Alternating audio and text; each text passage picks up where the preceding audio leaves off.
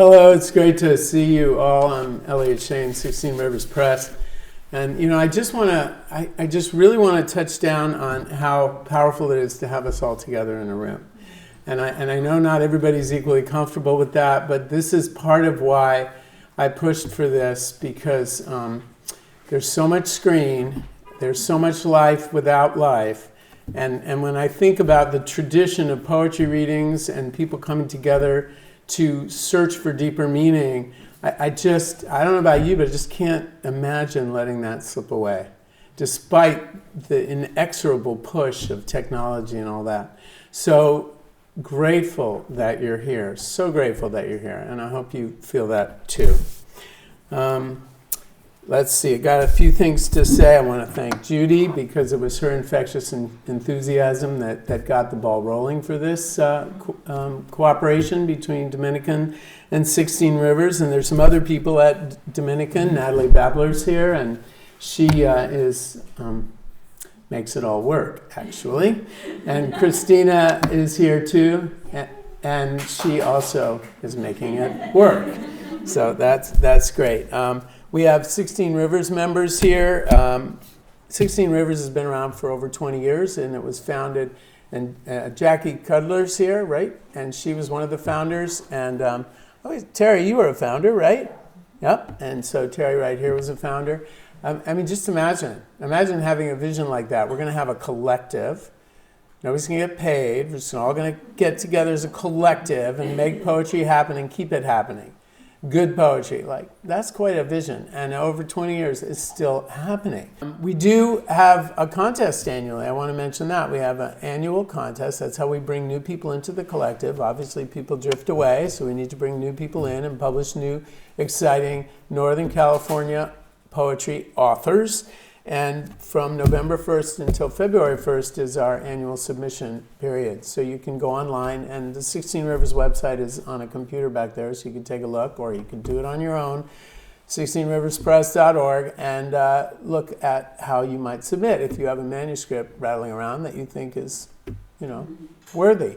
Obviously, blind submissions, no promises, but each year we have 2 new poets that we publish. This year we did something different, and we published 2 books of translation. And that's the genesis of this event. And you're going to hear from both let's see, how do I say this? The original authors, the original poets in other languages, and then 2 translators for each. No, that's not true. 2 translators. I'll let them explain it to you. It's like a math problem. Yeah, it's like translation is a difficult business. Okay, so I also want to just alert you, though, 16 Rivers does other exciting things. I'm sorry to promo it, but this is America, so I have to.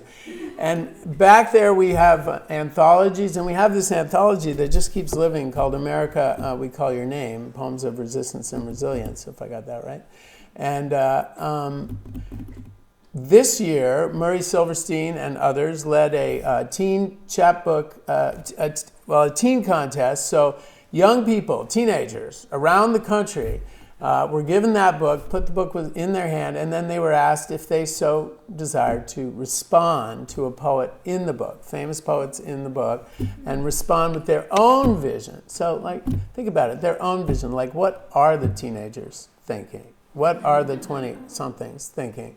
Seems like a pretty important thing to check in on. So we now have a little chapbook back there of teen poems. Yeah, Murray's holding it up, called Anthems. And that is a chapbook of poetry written by teens around the country that responds to the poems in the anthology America, We Call Your Name. And you can have both those books for a discounted price. Go look at the poster back there, and it'll tell you how much they cost. But pretty exciting project. So anyway, that's it. I'll stop talking about 16 Rivers. It's a great thing. And you're welcome to donate too, by the way, because that's what keeps us going. All right. I don't want to talk much more, except I do want to just say something about translation. And I wrestled with this for a long time, and I don't really have the proper words. But what does poetry do? Poetry tries to ring the bell, some deep, deep bell, down deep in the soul. And that's what we try to do with poetry, I think. That's what I try to do with poetry, and that's the poetry I like. Okay, so you do that. You do that in your home language, and the people in your home country read it. It's already difficult to communicate, and to get the bell to ring in the ear of the reader. But when it works, it's amazing, and that's why poets and poetry lovers love poetry. I mean, it's true of other arts too, but there's a uniqueness to the poet, to the language, and when the language rings the bell, that's really something special. So then, how do you ring that bell in another language for other people that speak a different language? I mean, what a task. So this panel here, they've been doing it, and they're going to tell you about the joys and the frustrations of trying to communicate poetic language and deep, deep revelation, I hope, and powerful imagery. How do you bring that from one language to another and feel like you're doing it well, accurately? Do you even have to be accurate? I mean, those are all questions that translators wrestle with. So I'm going to turn it over to them. And our first presenter, we're going to have 5 presentations in a row, and then we're going to open it up to questions and hopefully have a dialogue. That's why the table here. And you can ask questions. I hope you ask questions. I have a couple of questions I'll ask if everybody's shy, but we'll try to continue the conversation. All right, first up is Matthew Zapruder. So I can say all these normal things about Matthew Zapruder, like he's the author of Why Poetry, which is back there. It's this great book about poetry, prose about poetry. His collections include Sun Bear, The Pajamaist, great title. Come On All You Ghosts, all from Copper Canyon Press. His honors include May Sarton Poetry Award from the Academy of American Poets, William Carlos Williams Award, Poetry Society of America, Guggenheim, co-edits Wave Books. He served as the poetry editor in the New York Times Magazine. You do see his name around. I do. If you read about you see his name. I don't even know how he does it, but he does it. But I do want to say, but I'll say this about Matthew Zapruder. He's a great guy. And I work with, I'm also a psychotherapist, and I work with young men, and they struggle. And he is a great guy and a great model. So Matthew Zapruder.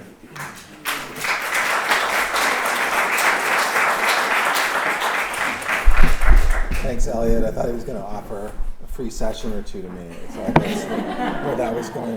I am very honored to be on this panel and to be here. I'm a big fan of all the work of the people who are here, some of whom I know well and some I've never met. So I look forward to hearing what everybody has to say. I'm sure they're going to say a lot of amazing things about translation, and I thought I would just very briefly talk about what it did for me personally as a writer.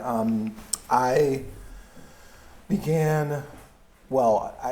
studied Russian language in college, and then lived in the Soviet Union for a year after college, studying at Moscow State University. And then when I came back, I eventually ended up going to grad school at Cal for Slavic languages and literatures, or as I called it, the exciting world of Slavic languages and literatures. And so while I was there, I kind of got there and immediately realized this was not for me. I was not a scholar. I've told the story before, I wandered into Bob's office at some point, almost like crazed with the desire to understand poetry, and my hair was dyed this sickly green color, and he calmed me down and lent me some books, which was really nice. So, but anyway, so I ended up going to poetry school at UMass Amherst, MFA, and I had been doing a lot of translation, obviously, as part of my work, my studies at Cal, but I hadn't been, thinking of myself as doing it as a poet. And while I was getting my MFA, obviously trying to figure out how to write poems, and what happened is that my sister, who worked at the Holocaust Museum in Washington, D.C., had a colleague who was Romanian. And she said, "Oh, my friend has this amazing poet who hasn't been translated in English. Do you want to hear the poems. And so I met up with them. He sort of spoke some of them to me in English, kind of just talked through them, and I could immediately tell there was something amazing there. And so we started working together. This was while I was in graduate school, and I would sit with him and we would do literal translations. Like I would just write down what he said the poems were, like word by word, and then I would go back to Massachusetts. I would try to make versions, and then I would send them to him so he could check and make sure that I hadn't screwed things up. And because I had Russian, Latin, and French, which are all the languages that make up Romanian, I sort of had some feel for what was going on, but made lots of mistakes. And the only really thing I wanted to say about it was, before I read a few of the poems from this book, well, I'll say two quick things. One is, Elliot mentioned, this issue of like how faithful do you need to be in some kind of like ethical way, which is interesting and difficult and irresolvable question. But for me as a poet, the thing about it was that as I was translating the poems, things would he would do things. So this poet, Eugen Jebeleanu, who was no longer alive while I was there, was a master Romanian poet, right? He'd been doing this, this is his final book. So he was a great poet who worked his whole life in poetry. And he would do things in his poems that almost like physically made me sick. Like he would do them and I was like, that felt wrong to me. But I was the one who didn't get it. So I had to do what he did. And I think it almost like changed me physically to do that for months and years and work on that. And so for me, being faithful to his version or whatever wasn't so much an ethical issue as it was like an issue of learning like how to write poems. And I think that changed the way I write. So anyway, I guess that's all I really want to say. And I'll read a few of them. Even when I read them now, I think, I look at things that he did and I realized I learned how to do that there, or I didn't know you could do that, and I as I did it with him, that changed my sense of possibility in my own poems. So I'll read, the book is called Secret Weapon, and there's a whole interesting story about Jebeleanu that's in the introduction that I wrote, and but the poems are full of like kind of guilt and just kind of like survivor's guilt, basically. So I'll read a few of them. This is the title poem. It's called Secret Weapon. This thing so many despise, but everyone wants to make. This thing so many people want to catch. So they dress up in the sirens of cars, which can go 100 miles an hour, and in pressurized bottles, and in dresses with patterns, or with no rhyme or reason. In dresses no less shiny than neon, on those evenings in summer when I don't know who, high above us, is quietly scything the crops. This despised thing envied by all, because it cannot be seen, but exists, because it is wolf and bird, and nation of lambs, high, high where it rules the moon, without saying a word. This thing so precious it costs almost nothing, which reveals itself to only a few, giving itself to all, wolf, bird, lamb, without tail, without end, belonging to all, if they can catch it, which cannot be fashioned by hands with flint finger bones. This thing which sings, which bites if it's needed, which keeps you warm, wolf, bird, lamb, breath of the invisible. Just like following along, trying to write that poem, I was like, what thing? And the repetition of it, and just like the way he stretches out the syntax, I was like, oh, okay. That's how you do that. I'll read Flowers at the Statue of Eminescu. Reading these book poems again, they feel so applicable to our current time to me. Flowers at the Statue of Eminescu. So this is addressed to Eminescu. Why you would find this useful, nobody knows, meaning it isn't useful at all. The poetry of poverty is getting stronger everywhere. The only strong ones are those who can mount. The horses get weaker and weaker, the horsemen more and more bestial. And the ribs of the horses are solar jewels in the prison of dead visions. And we deserve all these things because we've earned them. Now you are bronze, and you don't care about anything. Or maybe, I don't know. Because last night, it seemed to me that cautiously rotating your infinite oceanic eyes, you pulled one carnation from the wreath caressing your back and swallowed it secretly. And now let's read one more.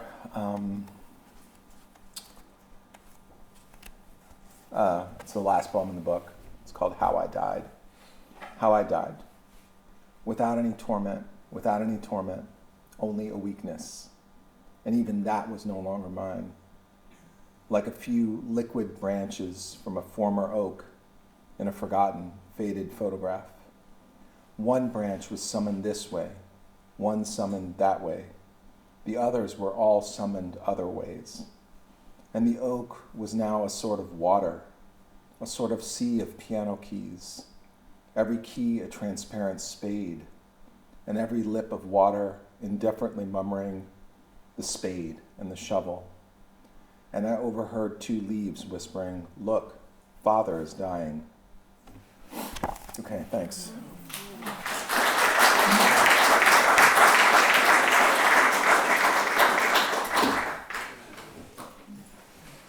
All right, on to the next. So far, so good, right? Brenda Hillman. Probably doesn't need much of an introduction to you, but I will give the perfunctory. She's authored several poetry collections, most recent, and I have this book to show you. It's on the back, and I love the title, by the way. I didn't get to tell you, but ask my wife. I said that out loud in the living room. Love the title. In a few minutes before later. That's one of the best. Anyway, this is her new book. Her honors include awards and fellowships from the Guggenheim Foundation, the National Endowment for the Arts, Poetry Society of America. She was named a chancellor of the Academy of American Poets in 2016. Professor Emerita at St. Mary's College, where she directed the MFA program for a long time, and director of the Poetry Week at the Community of Writers in the Olympic Valley, California, which I know her from, and am so grateful for the work that she and Bob before her did to keep that amazing community alive.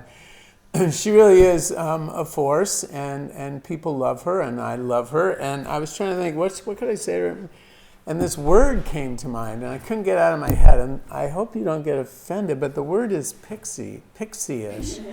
And she has that kind of quality, I think. And then I had to go look up what pixie meant, and I just did on my phone.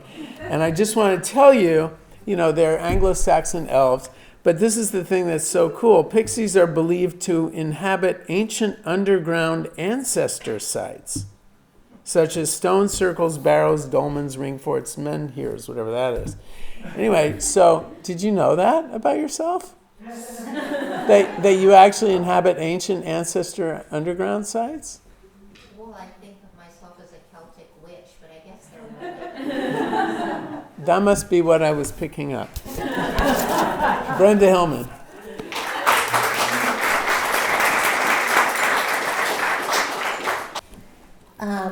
So thank you so much to Elliot and to Judy in the program and to 16 Rivers Press for doing this. What a great idea for an afternoon. I wrote out a few remarks, and so I'm going to read those, and I'm looking forward to chatting.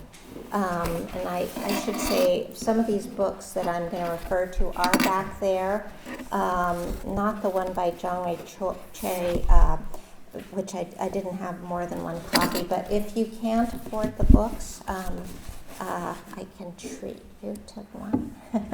But anyway.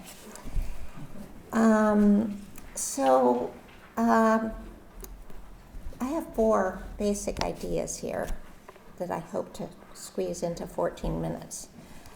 Translation as a mode of existence.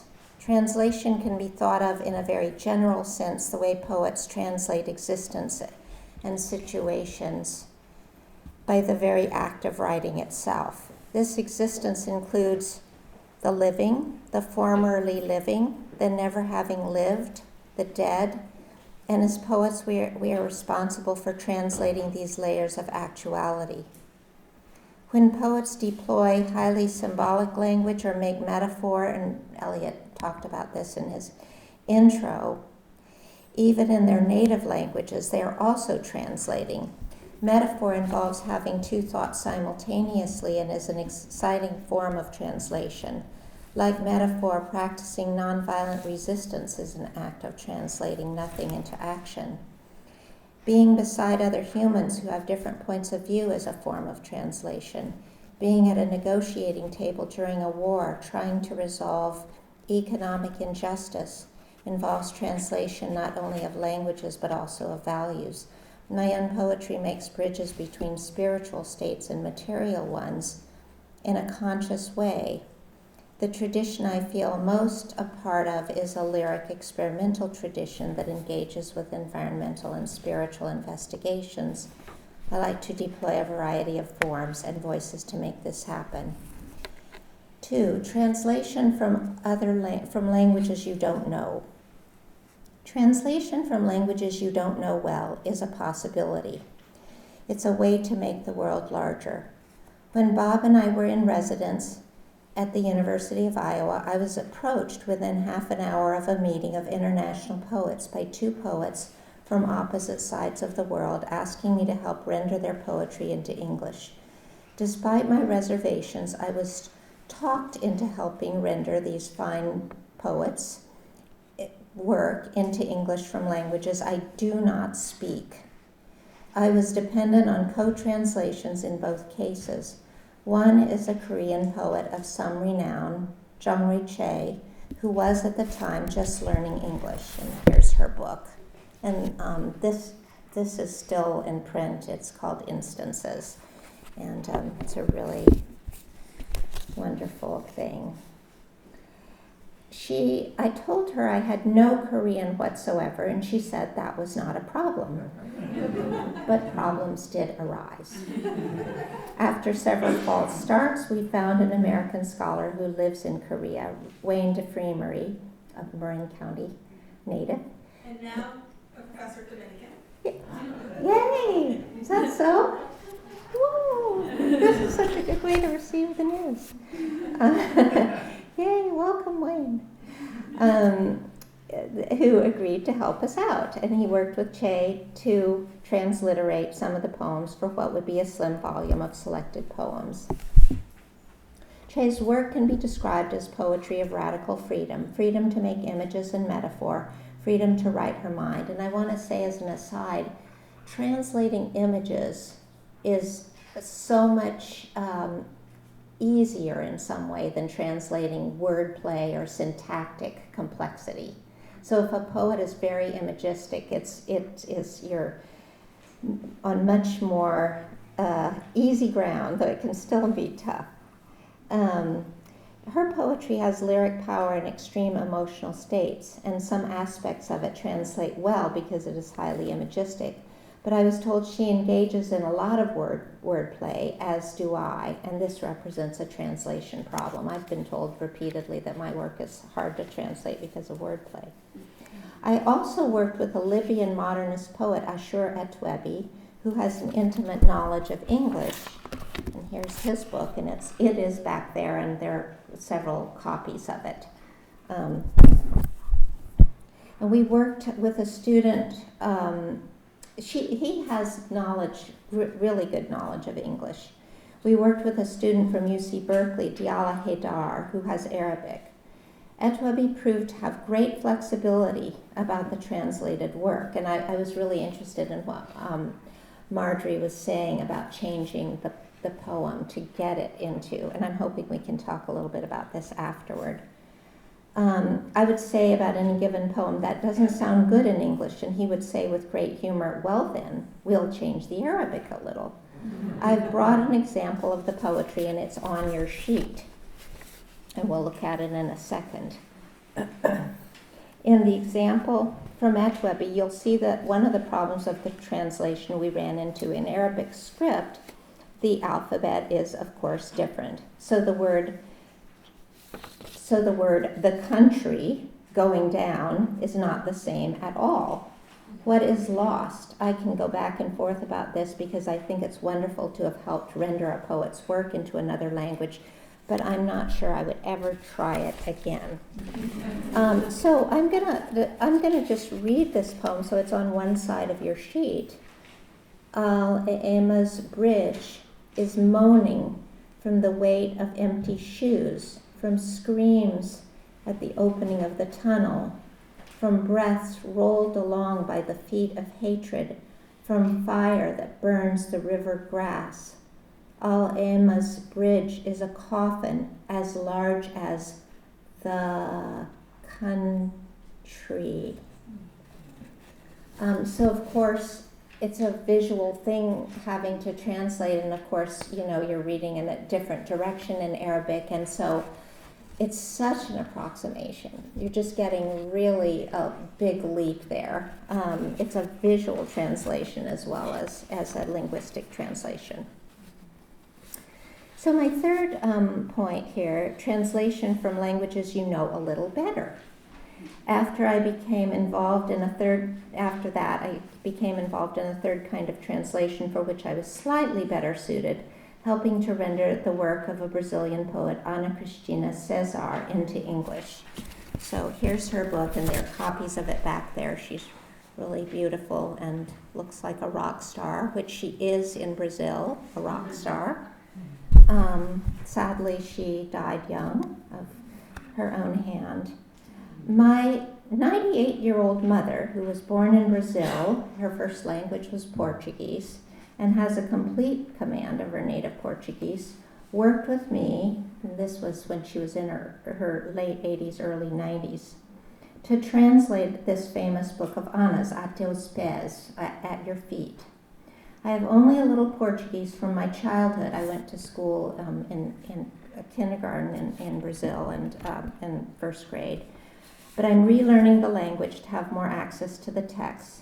It was quite wonderful to work with my elderly mother to translate a poet whose work has not been often rendered into English.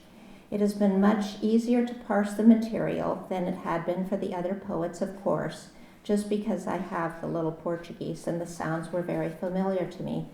Because my mother's Portuguese did not include any idiomatic expressions past 1947 when she left, it was necessary to work with other people because Ana's work is highly idiomatic, and that's one thing you run into with great challenge, when you're translating, like, what do idioms mean? You can do, and I'm going to show you an example. I was lucky to find Sebastião Edson Macedo, who helped me, and Christina Dodson, whose expertise was invaluable. And so here's one of her poems. It's on your sheet too. Sete chaves. Vamos tomar chá das 5 e eu te conto minha... I hope nobody here is going to know perfect Portuguese, because I'm going to do my best. Grande história passional que guardei as 7 chaves e meu coração bate encompassado entre gofretes. That's French. Conta mais essa história. Me aconselhas como marissal do ar fazendo alegoria. Estou tocada pelo fogo, mas Romana Clay, that's also French. Eu nem respondo, não sou dama nem mulher moderna, nem te conheço. Então é daqui que eu tiro versos desta festa, com arbítrio silencioso e origem que não confesso, como quem apaga seus pecados de seda, seus 3 monumentos pátrios e passa o ponto e as luvas. Lock and key. Let's have afternoon tea, and I'll tell you my big passionate story, which I've kept under lock and key, and my heart beats out of sync while we eat gaufret. Tell more of this story, you urge me, like an ace pilot showing off. I'm touched by fire. Another Romana Clay? I don't even answer. I'm neither a lady nor a modern woman. I don't even know you. So it's from here that I take my lines, from this party, with silent judgment and a source I won't reveal.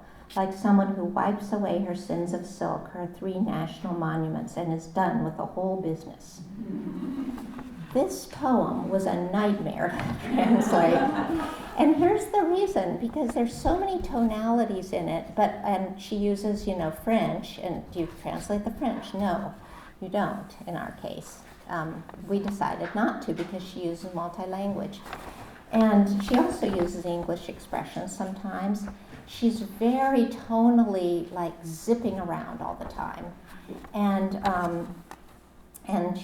also the expressions like sete chaves in Portuguese, I found out later from Sebastião that it means, that 7 keys means like, I'm going to keep your secret under 7 keys.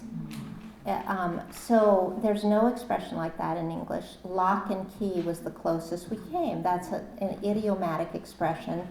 7 keys is so much cooler. But if you had 7 keys, there would be no way. There'd be no point. The other one was the last line was, and Mom just kept saying like, we're passing the point and the gloves. And so she wanted to be literal. She'd never heard this expression, but passa o ponto e as luvas is a business expression, meaning you're going to kind of turn over the deed or the rights to a business. You pass the point and the gloves, but it really means, so we just, since she's talking about a relationship, we just decided we're done with the whole business. And Bob, bless Bob's brilliant heart, I was trying to come up with Marissal do Ar fazendo alegoria, an air marshal making allegory. and an air marshal, in Portuguese, Marissal do Ar is not, we think of an air marshal as somebody that gets on the plane to prevent hijacking. But it's not. It's a kind of an ace pilot, So you just have to know the idioms. Okay, I'm almost done here. I'm just going to finish my last little bit. But the point is, it's very hard to come up with, I think, this particular issue. So I have more to say about that, but maybe after we can talk about it. So Walter Benjamin has a powerful essay on translation. He says, just as the manifestations of life are intimately connected with the phenomena of life without being of importance to it, a translation issues from the original, not so much for its life as from its afterlife. Benjamin points out that translations are always being added to, and that it is this grouping that really matters. So finally, fourth, translation from the non-human. There's the translation from the non-human. We are one of 8 million species.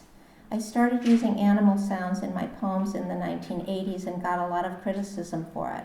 Lots of people do it now. I think this is a particularly important form of translation now that humans are dealing ourselves out of the card game.